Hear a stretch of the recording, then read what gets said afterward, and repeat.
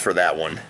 How I felt. I felt like this sense of like, oh, I just love this stuff. And at the same time, I'm like, wow, we just did that to the ocean. You know, like one of those like dichotomies. Like I remember going to class pissed off, and the kid's like, what's up? I'm like, well, just did some good math. We're gonna do it together. They're like, why are you pissed? I'm like, you'll see. So, and I heard the argument that the ocean leaches that much oil every year anyway. If you actually go, well, that was my counter to that, Chris. Not additionally, not plus, right? Not naturally, and not in one place. I would like to see it compared in other statistics, like the estimated animal deaths or things like that. Oh, that's good. Like the related, tied, correlated. Yeah. Did you guys catch at the very end? I think I put it as a footnote. I'm pretty sure how that the amount of oil, even at the high end of your estimate, compared to the daily usage of American petroleum. Did you catch that reference? No. One of the last, yeah, America's like, yeah, I saw that. The very last footnote is if you look at the annual usage of American petroleum in this country, daily, one day, if you divide that by 4, it's still more than the high end of the interval that you did for 86 days of leaching oil. And that's hard to process, right? That pipe was sitting there for 86 days just blowing. Now, granted, it was estimates, right? And those flow rates that you guys calculated were widely variant, which was the whole point of the project. That's what my favorite part was, that the flow rates were so variant. It was this goofy data. Every time you guys run a hypothesis test, there's a series of checks and balances you have to do. I'm going to show you something I built. If you want this, I can send it to you, or post it on the schedule page. It's a flow chart. Oh, Chris, go, please, my friend. I was just going to ask, was it just that they did not have an emergency plan in place for a situation like that? You know, it's funny. I don't know the answer to that. Because 86 days seems like an extreme. It does, and the way they dealt with so much of that seems strange too. Like why you would flare gas versus collecting it. If you actually look, it took me a long time to actually find the data I found, because it was. I'm not sure if there wasn't an emergency plan or if there wasn't a rapid response media plan. Because the first estimate of what was 1,000 barrels a day or whatever it was, I'm like, look at the friggin' video. You know that's not right. You just open the YouTube video. Was the video link still working for you guys? Could you actually watch the video from the link that I posted? You guys didn't. That's okay. It's totally fine. I mean, it might not be there anymore. It might not be there. There was a screenshot on the video, on the project. That video might be gone by now. I have no idea. Let me grab this real quick. Hang on one sec. So I don't know the answer to that, unfortunately, Chris. I would hope, you would hope, oh my God, you've got a rig in the middle of an open body of water that's being corroded by the ocean. You would hope they have some kind of maintenance / emergency / both plans in place, right? So I don't know. I wish I had a better, where's my flow chart? Here you go. I wish I had a better answer than that. I don't. So what I want to show you here is just something I've built, and this is the kind of thing I like to add to as we go through the term. It's a flow chart for what you can do with data, inferentially. Now there's all kinds of stuff you can do with data, anecdotally, conversationally. I mean, Measure 92, I guess it just barely didn't pass. I've been following that pretty closely just because I'm a hippie. And just barely didn't pass. That has nothing to do with this class at all. Why? The results of that poll have nothing at all to do with this class. How come? Do you know why? I'll give you a hint. I kept reading 88% of the votes in, 89% of the votes in, 90% of the votes. If you follow the progress of it over the past couple days, there's always a report on that. It's 49-51 with the 88% of the votes in. At that point, it had something to do with this class. It's 49-51 with 90% of the votes in. It's got something to do with this class too. But then when it's 100% of the votes counted, it no longer has anything to do with Matthew 44. Why? How come? Because there's no margin of error to talk about. There's no more any uncertainty, is there? This class is all about measuring uncertainty. It's where on that curve did our data land, and what is it most likely pointing to? Is it most likely pointing to a change, or is it most likely pointing to not a change? As soon as you count all the votes, there's no uncertainty anymore. You know beyond a shadow of a doubt what happened. And it doesn't matter that it was, what was it, 50 and a half, 49 and a half? That doesn't matter, because 50 and a half is bigger than 49 and a half, isn't it? There's no plus or minus on that anymore. It's different from when they sample 1,000 people and say, do you vote yes or no? If that comes back 49 and a half, 50 and a half, then Brandon's going to go put a plus or minus on that. And at that point, there's loads of difference. There's no way to tell a difference, I should say it better.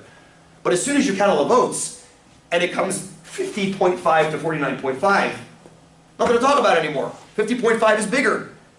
Is it statistically bigger? It doesn't matter. It's bigger. There's no statistics involved anymore, right? It's a parameter now. And as soon as it becomes a parameter, we stop talking about 244. This is why I get so nervous. Have you heard in the news, and I was just going through to see, there was now a Democratic bias in all the pollsters this time around. Did you catch that? I don't know if you saw that or not. Apparently, the Dems were called too heavily to win with too much of a margin this time around.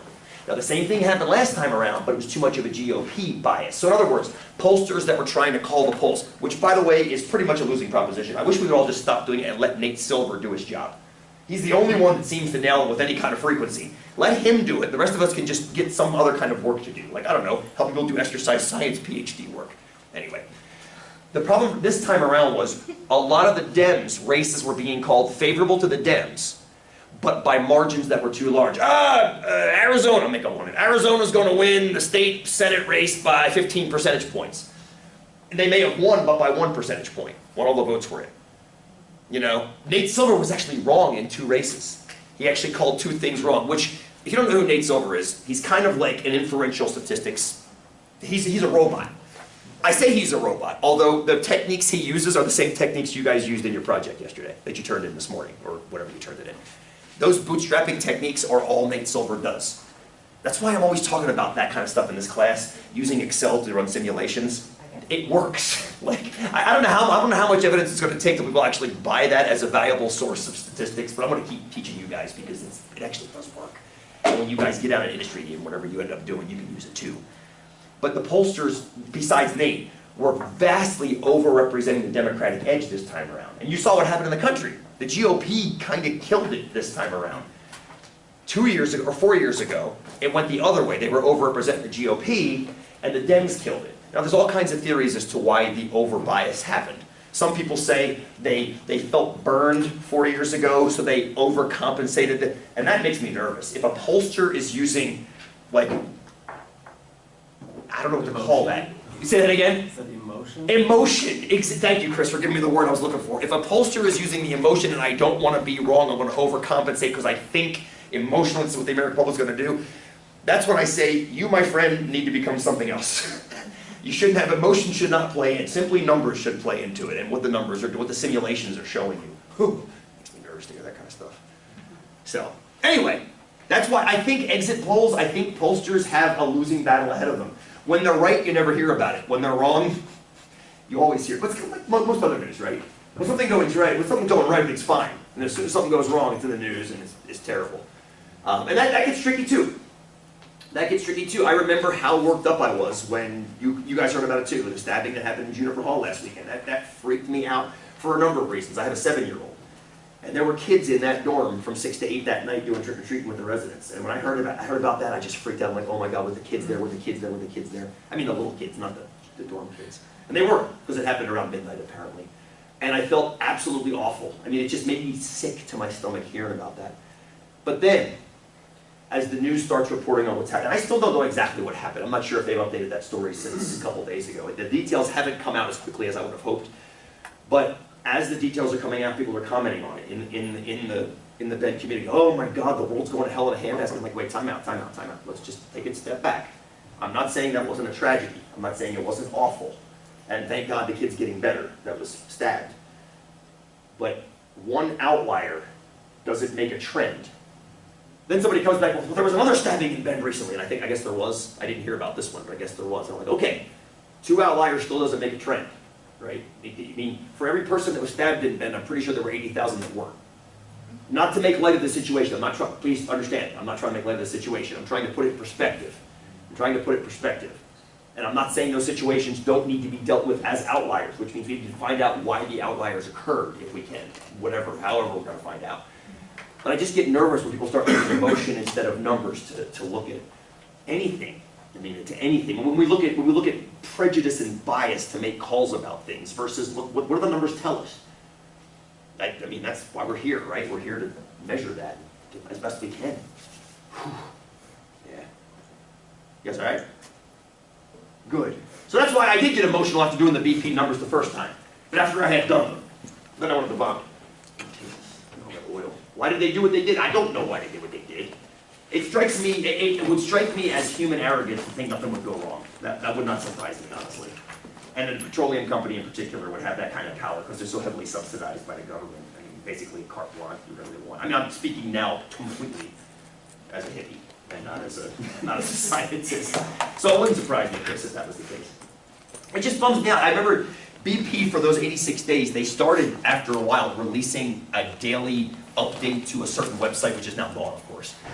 But it was like, day 21, we burned blah, blah, blah barrels of natural gas, and we burned blah, blah, blah barrels of crude, and we canned blah, blah, blah barrels of crude. I mean, all these things. And I just kept thinking, why are you burning natural gas? Like, why are you piping that to the surface and then burning it?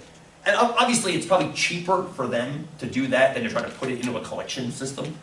But at the same time, I'm thinking to myself, oh my God, we're fracking. You know, here it's coming out for free. You don't have to frack, it's coming out of the ocean. Let's put it in containers and use it. Right now I'm getting all emotional. So. Anyway, the reason this all started with a discussion of my colleague who sent me an email about wanting to do stats for.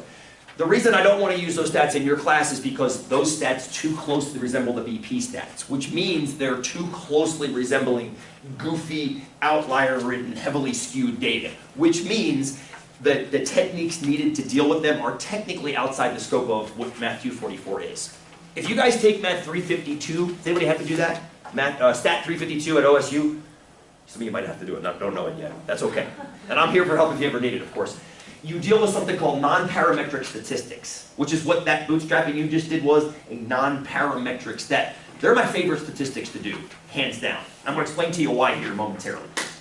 So, this is a spread, I'm going to come back to that in a second. Here's a flow chart that we're going to keep adding to as we go through this course together.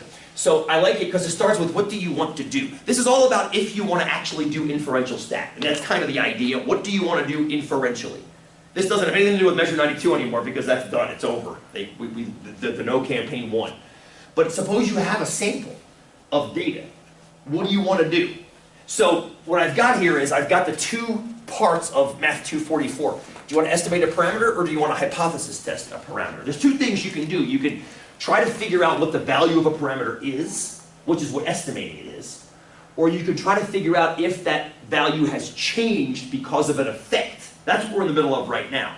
Is Prevnar's appetite suppression rate higher than its competing medication? Right? Is our flu vaccine working? Which means, is the flu rate for those on the vaccine lower than those who are not on the flu vaccine? Later on, did removing the helmet mandate in Florida result in a higher death rate? Yeah, after that, well, wait, we'll get ahead of ourselves now. So anyway, the idea is all of those things have a baseline, right? There's a baseline flu rate, a baseline appetite suppression rate, a baseline death rate, a baseline IQ score, a baseline test score. Has it shifted away from that? That's what this is.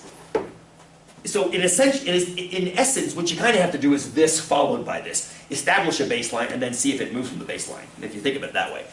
But suppose all you need is the baseline. Well then, you're going to pick mu or little p, and you're going to set up your confidence intervals. That's what we spent the first 4 weeks of class doing. Was those two ideas, about 2 weeks per. That's all we did. It was great. And I put in parentheses there in quotes, T interval, 1 prop Z, that's what your TIs call it. And all technology calls it something different, but that's what your TIs call it. So now we're smack dab in the middle of this.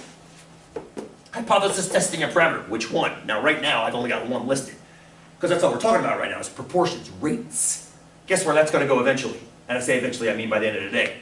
What's it going to, we're going to have a double choice over here, which is going to be what? Average. Absolutely, average mu, very nice. And we're going to start establishing, well, you look so sad. You look so sad. You said average and you kind of put your head in your hand, right? Oh shit, average. Like I was just getting this and you're going to hit me with that. No, not, we got plenty more work to do in proportions first. I promise. And wait till you get to this. If you scroll down right, it gets even better. How many? Because right now we're only testing 1. We're going to eventually test 2 and more than 2. And now, this is not to make you feel nauseous the first thing in the morning. It's to be able to realize you have to do that sometimes. For example, Suppose you're checking flu rate not just for one vaccine, but for two of them. Two different vaccines, two different beta releases of your vaccine. You want to see which one works. You could simply test one and then test the other one. In two separate tests, right? You could do that. Why would you not want to do that? It's an old answer. We haven't verbalized this in about 2 weeks though. Why not do one test and then do some other test? And compare them independently from each other. Different sample? That would be okay as long as you did it right. Good for you, Elizabeth. That's okay as long as you did it right. Starts with the word C. What do you sacrifice? Confidence? Why do you sacrifice confidence?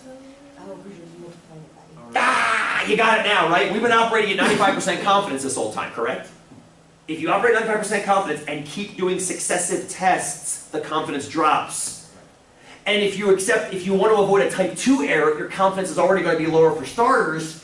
When you start multiplying that, it's going to drop even quicker. So you want to have tests where you can do more than one thing at once, which is what we'll establish as we go through the course, I promise. I mean, we got plenty of time together. Is that okay? But for right now, just work on one. Once you guys understand how to test one mean and one proportion, the other ones do fall into place pretty rapidly from there. It's all about a p-value and getting that p-value, so I don't want to make you feel upset. Now, back to Chris's point about BP. Whenever you run one of these tests or do one of these intervals, there are certain things called assumptions. I tend to ignore them. But there are certain things you should do before you run these tests. I've mentioned them, we talked about them weeks ago with confidence intervals. You have to have, for example, quote unquote, large enough samples. What's large enough mean?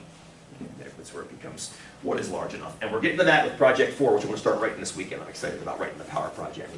How big? Well, that's a loaded question because I got an email from another colleague 2 weeks ago. Would you mind sharing this SurveyMonkey post on all of your social media sites? We need to have at least 400 respondents to have any kind of statistical validity. And I sent an email back, I'm like, why 400? And the next question was, why would sharing it on a Facebook site result in good data? If you're interested in social media and the usage of social media in college-age students, why would you only share it on Facebook sites? That kind of gives you a biased sample, doesn't it? It's like you failed Project 1. Of course, you didn't fail Project 1, we got to send an email, but you know, whatever. but that's the thing is that, you know, you hear these things, your sample wasn't big enough. Well, why is 400 big enough? So it turns out, he didn't have any idea why he was told that by somebody else. I'm like, did you ask who told you that? Why was 400 for me? Like, it's okay. You can hang on me all you want, but you're going to get a bunch of data that doesn't mean anything unless you answer these questions properly. So it is a bit loaded. So the idea of the project you guys just did, the non-parametric project, is you just let the data show you itself. There's no assumptions. You don't care about outliers because the outliers will occur at the correct rate because they're showing themselves to you through data. When you guys did that quiz, if you did that quiz with the black cards back a few weeks ago, that was a non-parametric attack of the black card question. When we looked at the flu rate non-parametric in class yesterday, when I held down the F9 button and let the flu rate cycle through, that was non-parametric. Why? Because we just let the data show itself. It was to answer Brandon's question, how do you get more data if you can't afford it? Simulate it. That's non-parametric. You often say, assume that bell curves will show up because of the central limit theorem. A non-parametric test says, I don't care if you get a bell curve or not, let's just see what actually happens. I love that. At the end of the class, I've got you guys running a test on a CPR exam I took down at Bazan. I got CPR certified. You may have a heart attack in here, I got you covered. 2 years ago, actually I need an update now, it's been 2 years. Shit. Don't have a heart attack in here. But the exam I had to take at the very end was 25 question multiple choice test. And I thought the answers looked fishy. The A's and the B's and the C's and the D's looked fishy. So I developed a hypothesis test to check it. Because it seemed off. You guys do that at the end of the class. It's one of your last exam questions you'll do is developing a hypothesis test about that. Guess what? There is no such test in the world to test that. So what did I do? I made one up. I did! And it was easy to do! It was easy to do! Why? Can I generate random numbers with technology? I can't I? Can I generate random... Deck of cards, I didn't bring it with me today. Deck of cards, 4 suits, right? So one way to pick which answer choices should be correct is take a deck of cards, throw a card down. If it's hearts, it's A. If it's clubs, it's B. If it's spades, it's C. And if it's diamonds, it's D. Throw a card. Oh, it came out clubs. Make that be a, whatever the hell I just said that was. Put it back in, shuffle up. Throw it again. What's clubs again? Make it be another D. And just keep reshuffling and throwing a card. That's it. That's a random number, randomly generated 1 through 4, isn't it? If I do it that way. The exam I was taking didn't look random enough to me. I've been doing this long enough now, and you guys probably have too, to start recognizing non-random data. When you start looking at something, that doesn't look quite right. You ever listen to your playlist on your phones or MP3 players, and you think it doesn't sound random enough? I apologize. You ever think, like, I'm hearing too much, I don't know, Bon Jovi? As if you could ever hear too much Bon Jovi, please. But you ever think, like, I'm hearing too much of this one artist, and I know for a fact, suppose easiest case scenario, you got 10 songs on your iPod, and they're all different groups, right? And you start cycling through, and you're like, I'm hearing this song too much, I'm hearing this song too much. You ever feel that way about, like, those? I got the same feeling taking that exam. But the problem was, we're gonna learn a test in class, just not to give you a headache, right? But when we test more than 2 of these, there's a test called a chi-square test that actually lets us do it. Now I'm gonna sweeten the deal by playing with M&Ms in class with you guys when we get to that point. It makes it a little bit, makes it more quote-unquote digestible. But once you get past just the randomness of that, it gets harder to test with a pure chi-square. So I developed my own test, and it works great. Because the hypothesis is that the exam I took was just fine, just random enough. That was the null hypothesis. My gut was wrong. The research is that my gut was right, and there was something wrong. Go ahead, Brian. Oh, I just have a theory on your playlist thing. Oh, go I ahead. think that's conspiracy because I think what's going on is those artists are paying Apple to like, I want you to put mine on the top of the.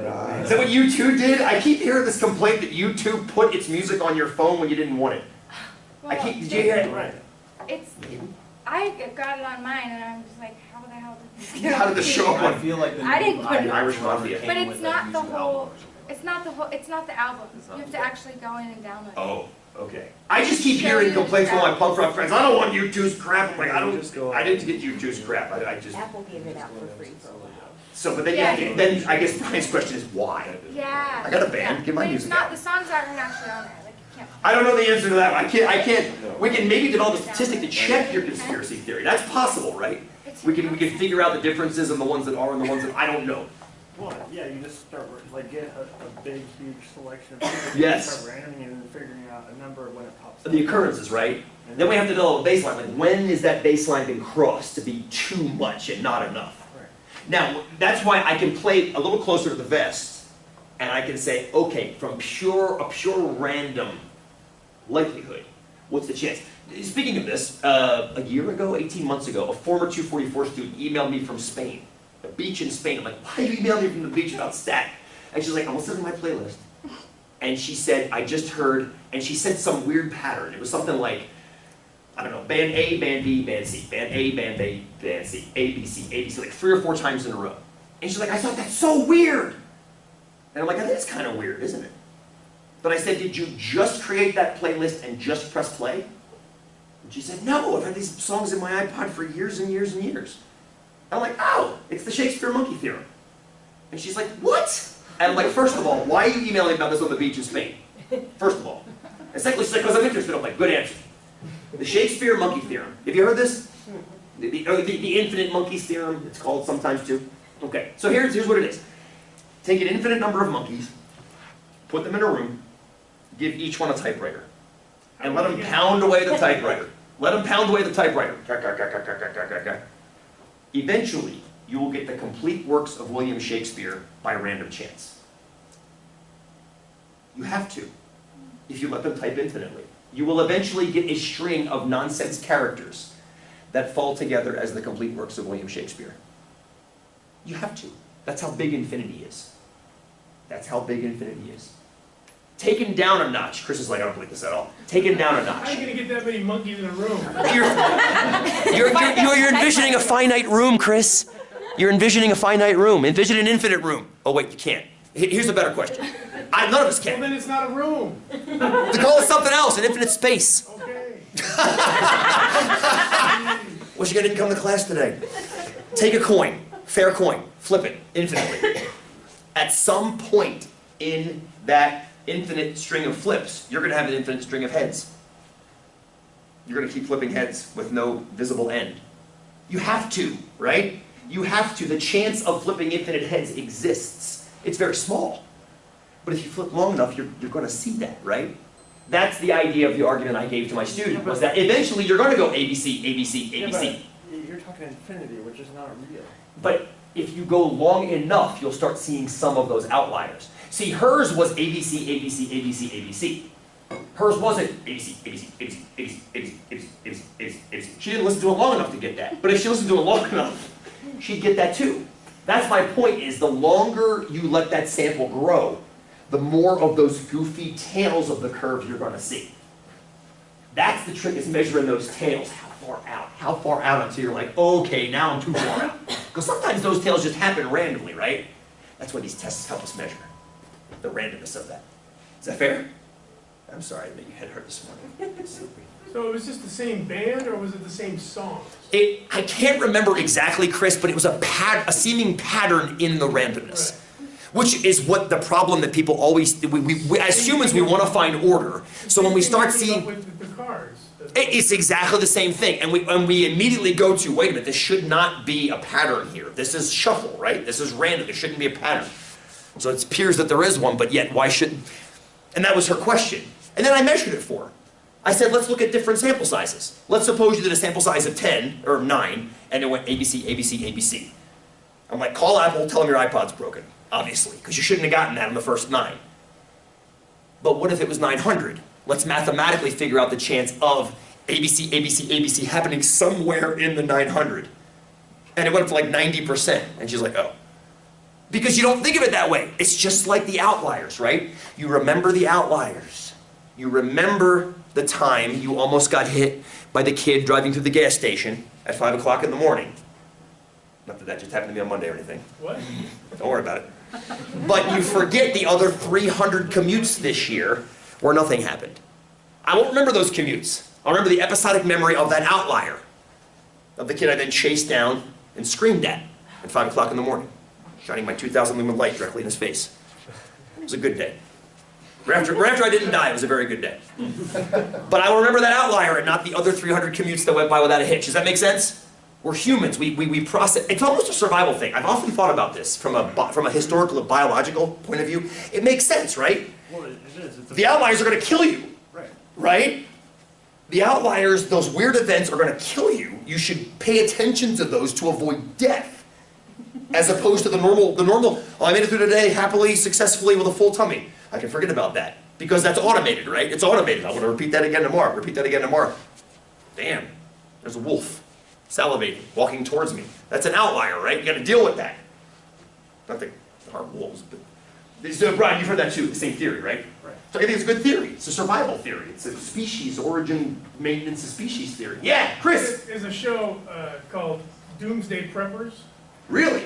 And Sounds like fun. it's about all these people that are getting ready It's a good time. for the the apocalypse. Sure. But they all have their different ideas of what's going to happen. One guy's like, And what it's they going to be a want. nuclear attack. Another guy says, oh, it's going to be a tidal wave. Another guy says, Power but they're all, Power outage. yeah, power Grid outage. failure, yeah. Yeah, zombies, all this kind of Zombies stuff. are all cool again. I never thought I'd see that again after the 80s. Because we can't live in that world. We'll give them that power. The nuclear one, you guys are, most of you are too young to remember this, but the nuclear one was big in the 80s during the Cold War.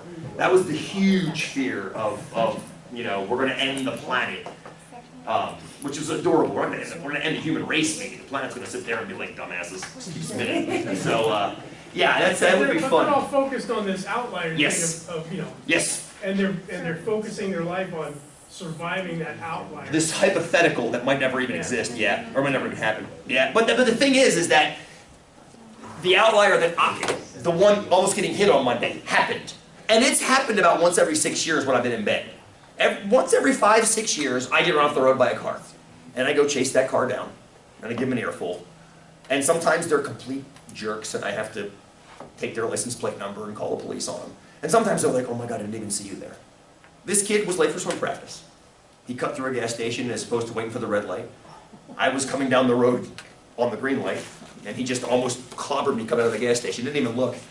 And I'm like, okay, me and you. And I chased him down. It's a kid I knew from swim. I mean, I swim masters in the morning. He swims Bend High. I know the kid. I mean, I said hi. I don't know him personally. I'd say hi to him. I just, run the riot act, swore a few times, get his attention. And hopefully that did something. Hopefully that treatment of the outlier made that outlier go away. Hopefully, statistically speaking, we'll see. He'll look before he I would hope so. I would hope so at this point, yes, I would hope so. All right.